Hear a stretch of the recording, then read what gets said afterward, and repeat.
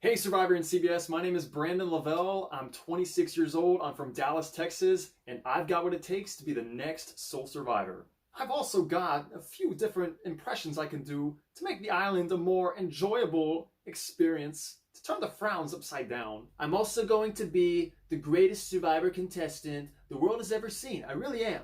I'm fantastic at challenges. I get along with people. I'm going to do a great job, and once I win, it's going to be huge. So last year I graduated with my bachelor's degree in kinesiology, and now I'm an elementary PE teacher doing what I love to do by leading and teaching students. And with my kids calling me Coach Lavelle, I guess you can call me Coach Junior on Survivor, and I might be able to make Coach proud and become the next noble warrior. So being on Survivor, right, it's not only about having a strong physical game or social game or strategical game, but you also want to have someone that can tell a compelling story that the viewers can engage with and feel like they can relate to. So for me, my story starts out in 2014. I'm a couple years into starting out college, things are looking up, and out of nowhere I start dealing with this life-crippling anxiety. And you guys know that mental illness, it's a big thing across the world where people are struggling with it. And at that time in my life, I happened to be one of those people. And I remember during that time in my life, it was very stressful with work, with school, with relationships.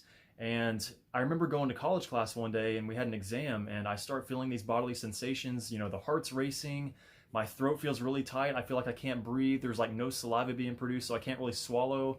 And I just freak out in the middle of the exam and I dash out of the classroom. I'm sitting on the bench outside the class and I'm wondering what the heck just happened. And so I remember going home that day, looking up online, freaking out, what's my symptoms, what's going on? And I couldn't find anything. And so sure enough, I go to college the next time and I start freaking out with anxiety. And from that point on, from that one anxiety episode, I start having more panic attacks and I start having really constant high states of anxiety.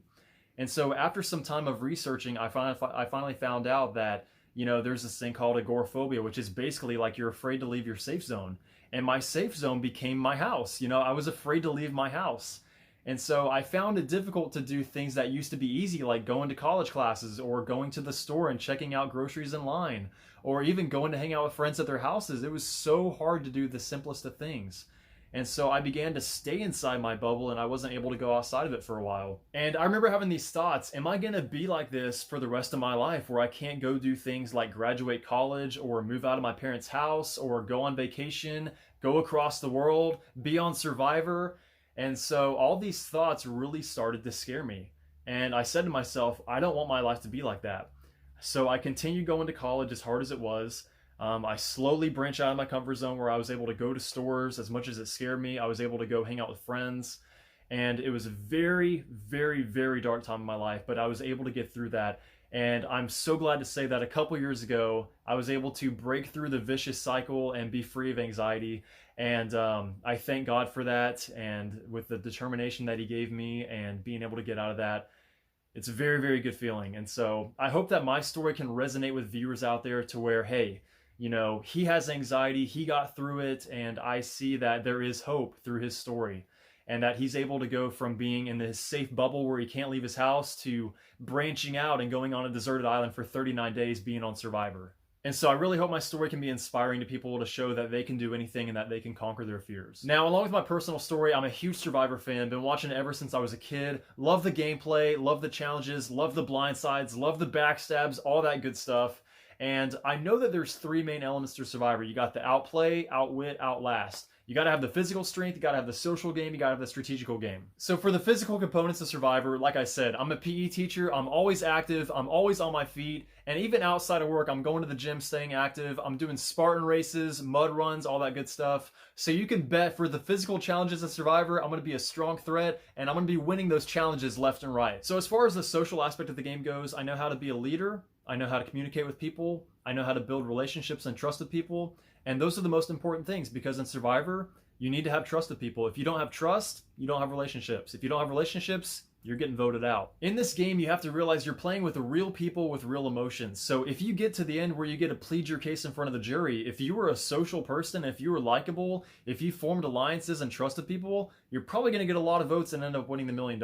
If you didn't have those social qualities and you're more of a physical player, then you're probably not going to win most of the votes because people want to vote for who they liked and who they could trust and work with. So for me, having the strength of forming relationships, getting people on my side to form alliances, that'll help me get to the end and win the game. And then there's the strategical side of the game. So for me, I'm usually one that thinks and plans ahead for what could happen in certain situations. But I know in Survivor, you need to be on your feet for the unexpected and deal with the spontaneity that comes with it. So sometimes I might have to act spontaneously and switch my vote at Tribal Council at the last minute and betray my tribe to vote out the biggest threat in the game.